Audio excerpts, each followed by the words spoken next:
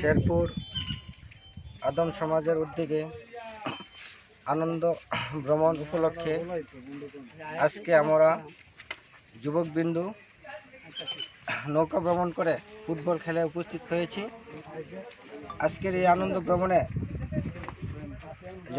আমার ভাতিজা জনাব রবিউল ইসলাম রবিউল ইতালি প্রবাসী ও আর্থিক সহযোগিতা ও আমি আলাল হাবিব হেলাল ও আমার পাশে যারা সার্বিক সহযোগিতা আর্থিক সহযোগিতা করে আজকের এই বনভোজন নৌকা ভ্রমণ সুন্দরভাবে সাফল্যমণ্ডিত করেছে।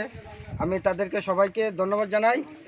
ওদের ভবিষ্যতে এই যে আমার ভাতিজা রবিউল যেন আরও সুন্দরভাবে আরও আর্থিক সহযোগিতা করে আমাদের এই আদম সমাজকে যুব সমাজকে সুসংগঠিত করে আরও বারবার যেন ওর উদ্যোগে আমরা যেন নৌকা ভ্রমণ করতে পারি, সেই জন্য সবাইকে আমার যুবক সমাজের পক্ষ থেকে রবিউলকে ধন্যবাদ জানাই।